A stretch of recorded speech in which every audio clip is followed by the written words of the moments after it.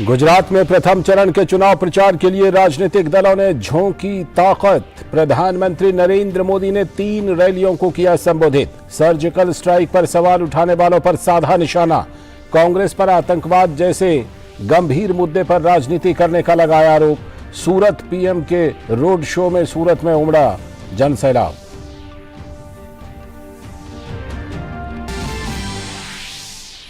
गुजरात चुनाव में भाजपा समेत दूसरे दलों ने तेज किया प्रचार अभियान। सूचना एवं प्रसारण मंत्री अनुराग सिंह ठाकुर ने कांग्रेस पर बोला हमला। कहा, इस बार विधानसभा में विपक्षी दल का दर्जा भी नहीं हासिल कर पाएगी कांग्रेस। अरविंद केजरीवाल की सूरत में प्रेस वार्ता। सरकार बनाने का जताया भरोसा। कांग्रेस अध्यक्ष मल्लिकार्जुन खड़गे ने किया पार्टी के लिए प्रचार।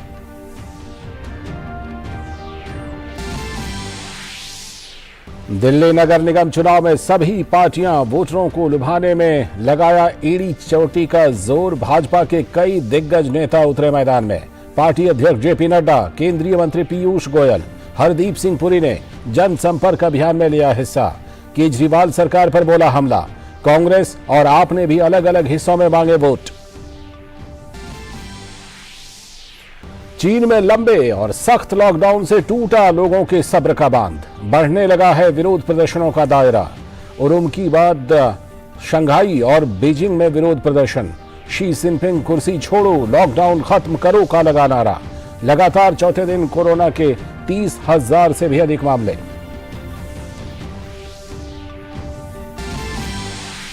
और फीफा विश्व कप में जर्मनी को हराने वाली जापान की टीम हारी। ग्रुप ई में कोस्टारिका ने जापान को 1-0 से दी मात।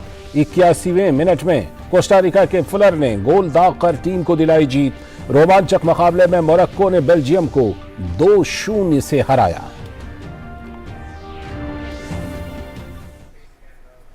नमस्कार, आप देख रहे हैं डीडी न्यूज। मैं हूं लाल चंद्र सिंह और अब देखते हैं इस बुलेटिन में खबरों को विस्तार से।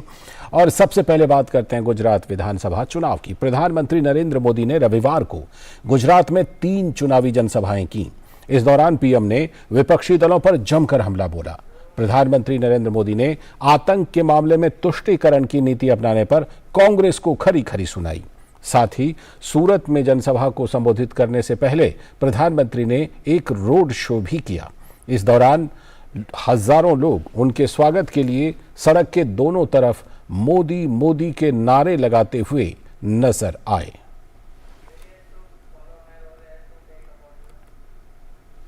गुजरात चुनाव के प्रचार अभियान के बीच प्रधानमंत्री मोदी की धुआंधार रैलियां भी जारी हैं।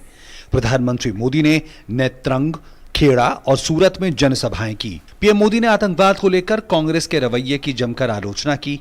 पीएम मोदी ने खेड़ा की जनसभा में कहा कि गुजरात और देश को ऐसे दलों से होशियार रहने की जरूरत है, पर्दे के पीछे से आतंकी तत्वों के तुष्टीकरण में लगे रहे हैं।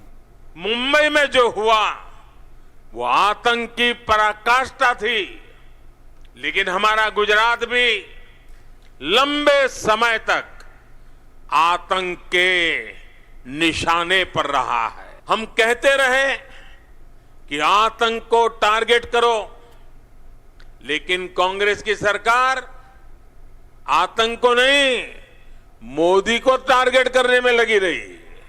आप याद करिए, दिल्ली में जब बाटला हाउस एनकाउंटर हुआ तो कांग्रेस के नेता आतंकियों के समर्थन में रोने लगे, रोने।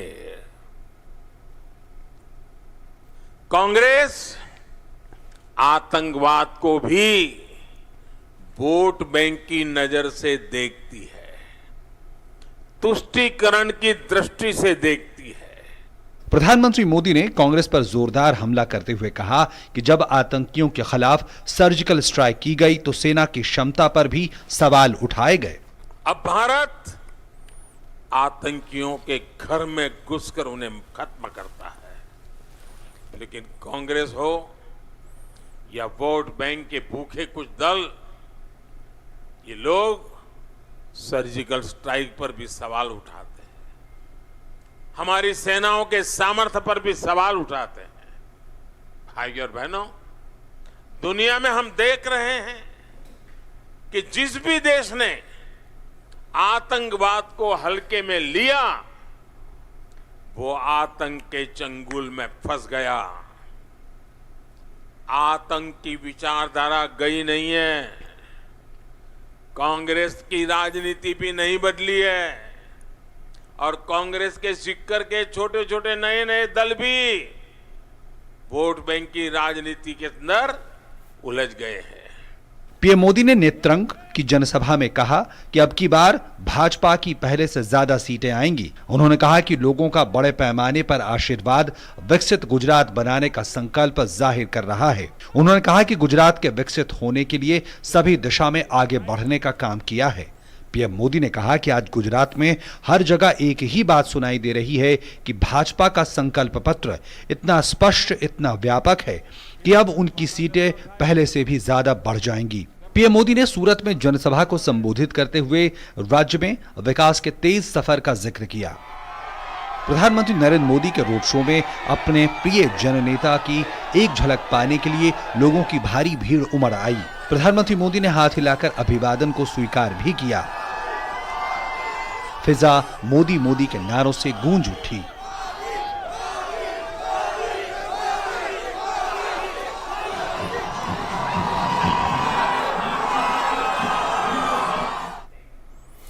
तो ये तो था प्रधानमंत्री का प्रचार। और गुजरात में पहले चरण का मतदान 1 दिसंबर को होना है। बेहद कम समय बचा है तो हर दल ने अपनी ताकत झोंक दी है। आज केंद्रीय मंत्री अनुराग सिंह ठाकुर ने जहां गुजरात सरकार की उपलब्धियों को जनता के सामने रखा, तो वहीं अरविंद केजरीवाल ने पुरानी पेंशन योजना जैसे अपने वायदों को दोहराया। और चुनाव प्रचार में कांग्रेस भी पीछे नहीं रही। पार्टी के राष्ट्रीय अध्यक्ष मल्लिकार्जुन खड़गे और राजस्थान के मुख्यमंत्री अशोक गहलोत ने डेडियापाड़ा में एक जनसभा की और कांग्रेस के लिए वोट मांगे।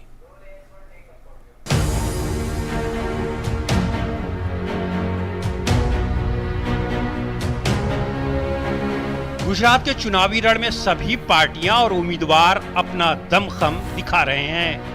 पहले चरण का मतदान जैसे जैसे नजदीक आ रहा है, राजनीतिक दलों का प्रचार अभियान भी तेज होता जा रहा है।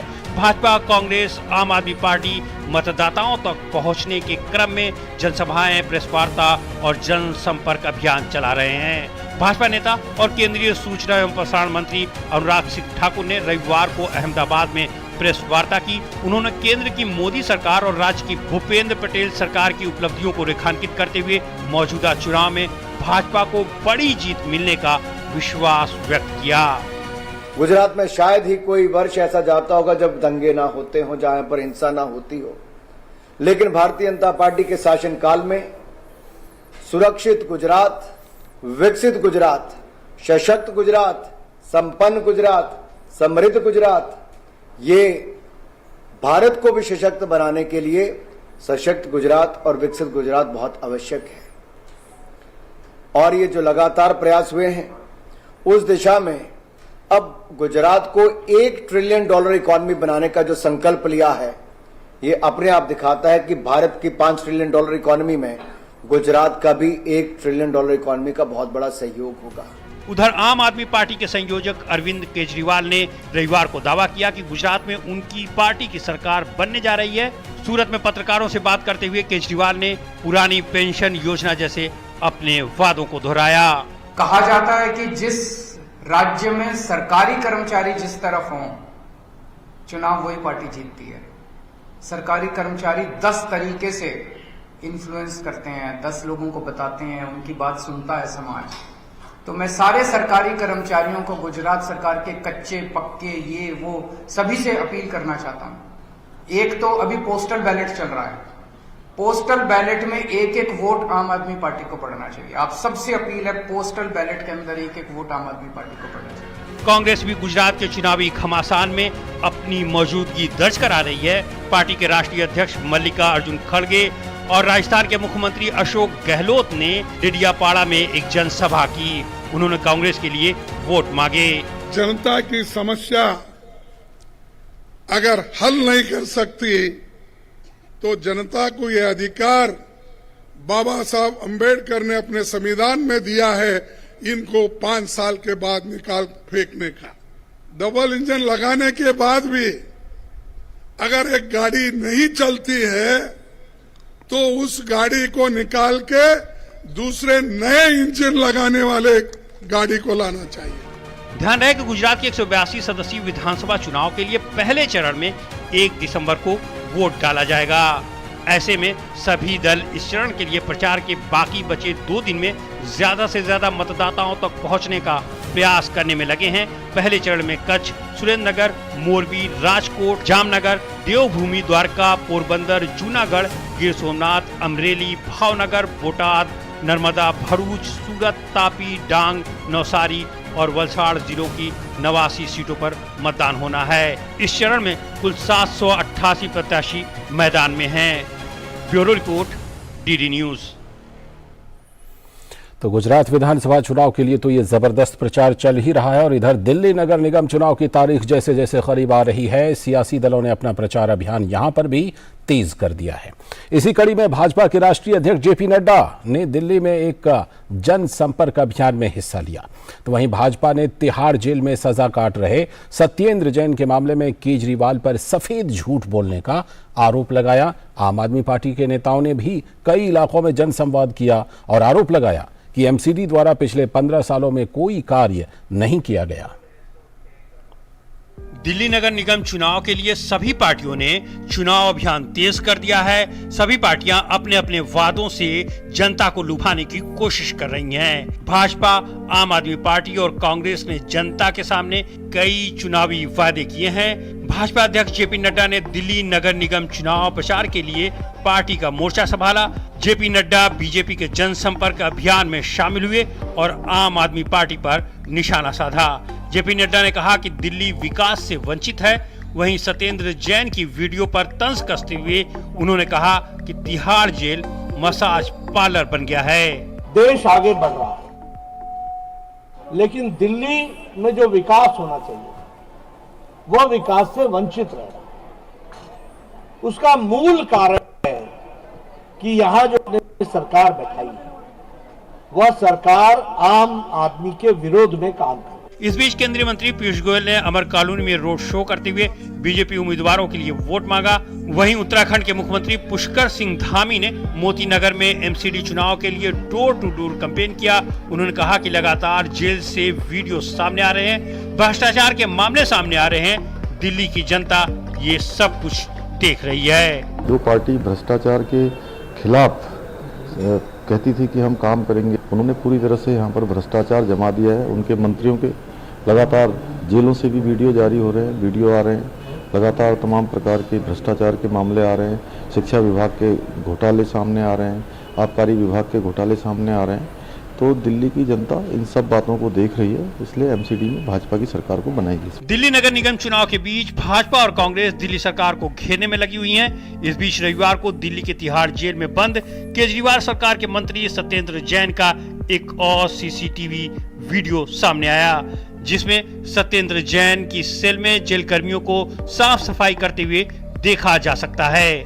वहीं सत्येंद्र जैन अपनी सेल में कुछ लोगों से बात करते हुए भी नजर आ रहे हैं। भाजपा नेता संबित पात्रा ने केजरीवाल सरकार पर जमकर हमला बोला है। इतने खुले तरीके से झूठ बोलकर एक मुख्यमंत्री कैमरे के सामने आता है और कहता है कि ये जो सत्येंद्र जैन है इसका जो मसाज हो रहा था ये डॉक्टरी एडवाइस पे हो रहा था और एक फिजियोथेरापिस्ट उसको मसाज दे रहा था। ये विषय मोरालिटी का है, यह विषय हमारे दिल के अंदर उठ रहे कई सवालों का है कि एक मुख्यमंत्री लाइट, कैमरा और एक्शन होने के बाद इस कदर झूठ कह सकता है कि यह फिजियोथेरापिस्ट है, जबकि वो एक रेपिस्ट था। वहीं आम आदमी पार्टी ने भी दिल्ली के अलग अलग इलाकों में चुनाव प्रचार किया। दिल्ली सरकार में मंत्री कैलाश गहलोत ने नजफगढ़ में जनसंवाद किया। उधर कांग्रेस के प्रदेश अध्यक्ष अनिल चौधरी ने त्रिलोकपुरी में रोड शो कर जनता से संवाद किया। अनिल चौधरी ने शराब नहीं रोजगार देंगे, 15 साल से रुके हुए काम को अंजाम देंगे का नारा दिया।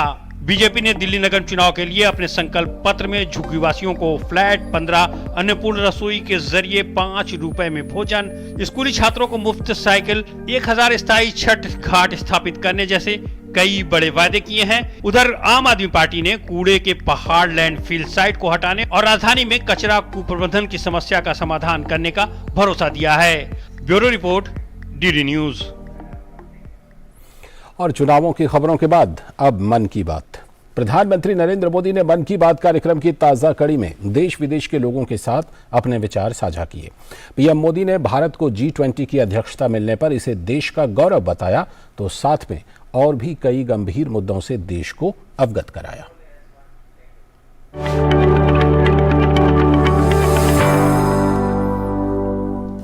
प्रधानमंत्री नरेंद्र मोदी ने मन की बात कार्यक्रम में एक अनूठे उपहार की चर्चा करते हुए तेलंगाना के एक बुनकर येल्धी हरिप्रसाद गारू की कला की जमकर सराहना की।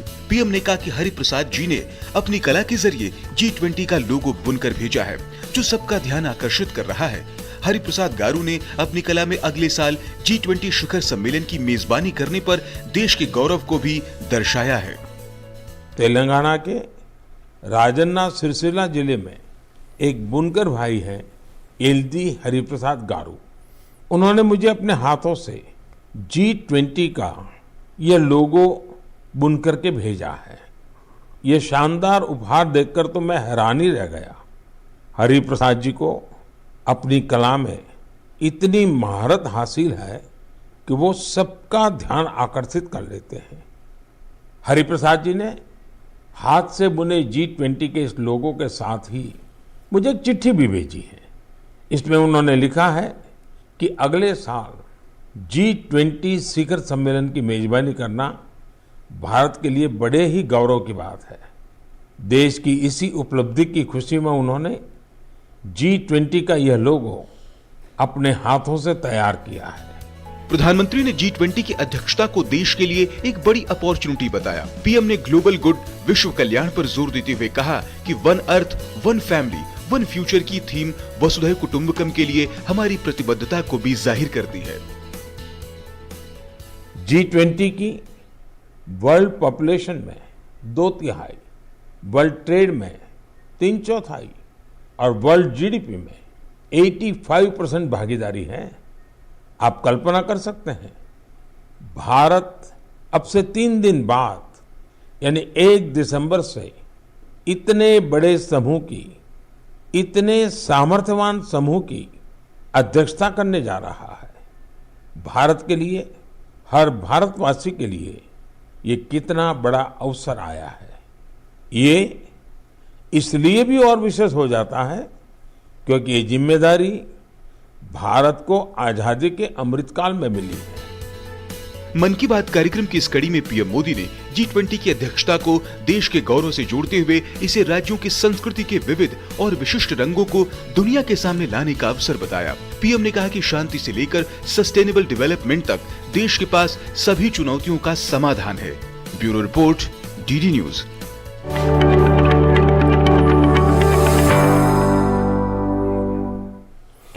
और अब अंतर्राष्ट्रीय जगत की एक बड़ी खबर। चीन में सख्त लॉकडाउन के खिलाफ विरोध प्रदर्शन बढ़ता ही जा रहा है। लोग सड़कों पर उतरकर राष्ट्रपति शी जिनपिंग के खिलाफ नारा लगा रहे हैं। आइए जानते हैं कि चीन के लोग अपनी ही सरकार से क्यों हैं नाराज। चीन कोरोना के कहर से बेहाल है। उसकी जीरो कोविड की नीति कारगर साबित होती नहीं दिखाई दे रही है। कई शहर सख्त लॉकडाउन से जूझ रहे हैं। अब इस सख्ती से लोगों के सब्र का बांध टूट रहा है। पश्चिमी राज्य शिनजियांग की राजधानी उरुमकी के एक अपार्टमेंट में लगी आग ने प्रशासन के खिलाफ धधक रहे गुस्से की आग को और हवा दे दी है। शुक्रवार को आग लगने से 10 लोगों की मौत हो गई थी। बताया जा रहा है कि जब लोग आग से बचने के लिए बाहर भागे तो पुलिस ने उन्हें वापस मरने के लिए भेज दिया। कोरोना की सख्ती के कारण ऐसा किया गया। इसके खिलाफ लोग सड़कों पर उतर आए। विरोध प्रदर्शन की आग अब शंघाई और बीजिंग में भी पहुंच चुकी है। हालांकि उरुमकी के अधिकारियों ने अब कोरोना प्रतिबंधों को चरणबद्ध तरीके से खत्म करने का वादा किया है। उरुमकी में अगस्त की शुरुआत से ही कोरोना प्रतिबंध लागू हैं। शी जिनपिंग के सत्ता में आने के बाद से उरुमकी में आग ने मुख्य भूमि में चीन में अभूतपूर्व सविनय अवज्ञा की लहर को हवा दे दी है। शंघाई में प्रदर्शनकारियों ने राष्ट्रपति शी जिनपिंग से पद छोड़ने की मांग की है। चीनी सोशल मीडिया पर डाले जा रहे वीडियोस में देखा जा सकता है प्रदर्शनकारी कम्युनिस्ट पार्टी पद छोड़ो, शी जिनपिंग कुर्सी छोड़ो, शिनजियांग में लॉकडाउन खत्म करो जैसे नारे लगाए जा रहे हैं। पुलिस को प्रदर्शन स्थल पर कई लोगों को हिरासत में लेते और वाहनों में डालते हुए भी देखा जा सकता है। रविवार को लगातार चौथा दिन है जब चीन में कोविड-19 के 30,000 से ज्यादा नए मामले सामने आए हैं। पिछले 24 घंटों में चीन में कोरोना के 39,791 मामले सामने आए हैं। इससे पहले शनिवार को चीन में कोरोना के रिकॉर्ड 36,000 से अधिक मामले दर्ज किए गए थे। इसमें चीन के ग्वांगडोंग प्रांत में 1386, बीजिंग में 747 और दक्षिण पश्चिम चीन के चोंगकिंग नगरपालिका में 194 मामले सामने आए थे। चोंगकिंग में शनिवार को कोविड-19 से एक मौत हुई थी, जबकि कोई नया संदिग्ध मामला सामने नहीं आया था। लॉकडाउन पर सवाल उठाए जाने के बाद बीजिंग के चाओयांग जिले में शनिवार को एक बिल्डिंग के कुछ लोगों के लिए कोरोना प्रतिबंधों में ढील दी गई। गुरुवार को एक पॉजिटिव केस मिलने के बाद बिल्डिंग प्रबंधन ने नोटिस जारी किया था। निवासियों को बिल्डिंग से बाहर जाने से रोक दिया गया था और सभी निकासों को बंद कर दिया गया था, जिसमें एकमात्र सेफ्टी एग्जिट भी शामिल था।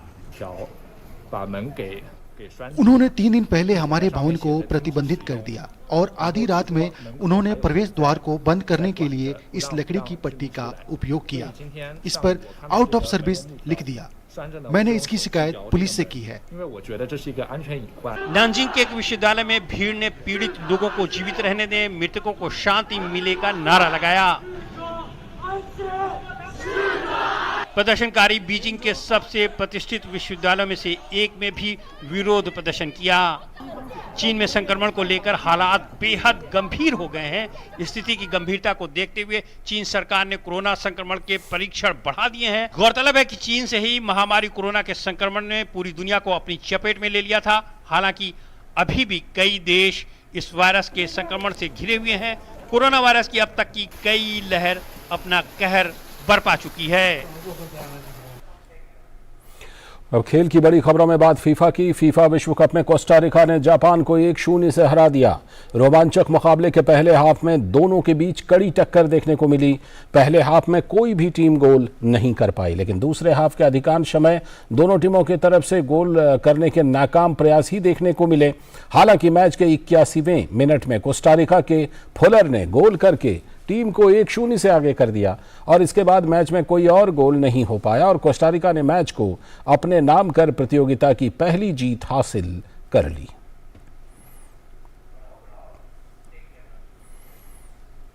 और वही क्रिकेट में भारत और न्यूजीलैंड के बीच 3 वनडे मैचों की सीरीज का दूसरा मुकाबला बारिश के कारण रद्द हो गया। इस मैच में न्यूजीलैंड ने टॉस जीतकर पहले गेंदबाजी का फैसला किया। भारतीय पारी के 5वें ओवर में बारिश के कारण खेल को रोकना पड़ा। इसके बाद काफी समय तक बारिश के कारण खेल शुरू नहीं हो सका। दोबारा खेल शुरू होने पर मैच को 29 ओवर का कर दिया गया। भारतीय पारी के 13वें ओवर में जब टीम का स्कोर 1 विकेट पर 89 रन था, एक बार फिर से बारिश ने मैच में बाधा डाली और खेल को रोकना पड़ा। इसके बाद दोबारा मैच शुरू नहीं हो सका और मैच को रद्द करने का फैसला लिया गया। इस मैच के बाद न्यूजीलैंड ने सीरीज में 1-0 की बढ़त बनाई है और तीसरा वनडे बुधवार को खेला जाएगा। 41वां भारत अंतर्राष्ट्रीय व्यापार मेला रविवार को भारी भीड़ के साथ संपन्न हो गया। मेले में सर्वश्रेष्ठ पंडालों के लिए राज्यों के पंडालों में केरल को स्वर्ण, मंत्रालय और विभागों में इनकम टैक्स और विदेशी पंडालों में अफगानिस्तान को स्वर्ण पदक से सम्मानित किया गया। मेले में मिले अच्छे रुझान से प्रदर्शक भी काफी उत्साहित नजर आए। ITPO द्वारा दिल्ली के प्रगति मैदान में आयोजित 41वां भारत अंतर्राष्ट्रीय व्यापार मेला रविवार को भारी भीड़ के साथ संपन्न हो गया। मेले में सर्वश्रेष्ठ पंडालों के लिए आखिरी दिन पुरस्कार प्रदान किए गए। इसमें राज्यों के पंडालों में केरल को स्वर्ण, बिहार को रजत और मध्य प्रदेश को कांस्य पदक मिला, जबकि ओडिशा को विशेष प्रशंसा पत्र प्रदान किया गया। मंत्रालयों और विभागों में इनकम टैक्स को जहां स्वर्ण पदक मिला, तो वहीं केयर बोर्ड को रजत और रेल मंत्रालय को कांस्य पदक प्रदान किया गया। इसमें विशेष प्रशंसा पत्र आयुष मंत्रालय को दिया गया। विदेशी पंडालों में अफगानिस्तान को स्वर्ण, थाईलैंड को रजत और तुर्की को कांस्य पदक प्रदान किया गया। सार्वजनिक संचार और आउटरीच के लिए स्वास्थ्य एवं परिवार कल्याण मंत्रालय को विशेष रूप से सम्मानित किया गया। Pragati Maidan had become a mini India, and in the last 14 days we saw something very unique experiences, and let me narrate a few of them. We didn't realize that in the last 14 days almost 1 million people have visited the trade fair. मेले में इस बार की theme vocal for local, local to global रखी गई थी। देश विदेश के करीब 2500 से ज्यादा प्रदर्शकों ने यहां अपने उत्पादों को प्रदर्शित किया। इस अंतर्राष्ट्रीय व्यापार मेले में प्रदर्शकों के अच्छे व्यापारिक संबंध भी बने। बहुत अच्छा रिस्पॉन्स रहा। ऐसा प्लेटफॉर्म आज तक मैं पूरे वर्ल्ड में जाता हूं, लेकिन ऐसा प्लेटफॉर्म, एग्जीबिशन, इतने विजिटर्स, इतने कंज्यूमर्स नजर नहीं आए, जो कि 14 नवंबर का इंतजार करते हैं इस मेले के लिए। और हमारे प्रोडक्ट्स आपको बहुत अच्छे हैं, हेल्दी प्रोडक्ट्स हैं, हेल्दी कॉन्शियस पीपल्स को हम अवेयरनेस भी पूरी करते हैं।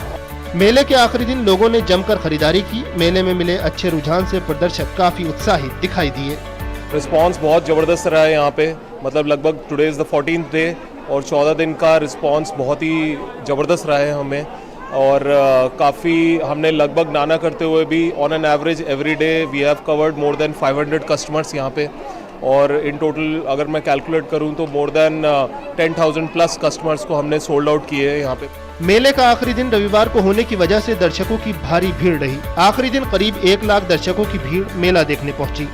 पहले बिजनेस वाले में भी आए थे, आज तो बहुत भीड़ है और अलग से ही पूरा अपना स्टॉल्स वगैरह बन गए हैं। जो नए हॉल बने हैं इनमें तो अच्छा लगता है आकर, काफ़ी अच्छा एक नई टेक्नोलॉजी के हिसाब से नए हॉल बनाए गए हैं, लिफ्ट वगैरह लगा के बहुत अच्छा लगा और बहुत अच्छी शॉपिंग करी यहाँ पर। मेले में इस बार खादी के पंडाल में देश की सबसे बड़ी जैकेट भी लोगों को लुभाती रही और लोगों ने यहाँ आकर जमकर सेल्फियां ली। गिरीश निशाना की रिपोर्ट, डीडी न्यूज, दिल्ली। और इसी के साथ इस बुलेटिन में इतना ही, लेकिन डीडी न्यूज पर खबरों और कार्यक्रमों का सिलसिला लगातार जारी है। नमस्कार।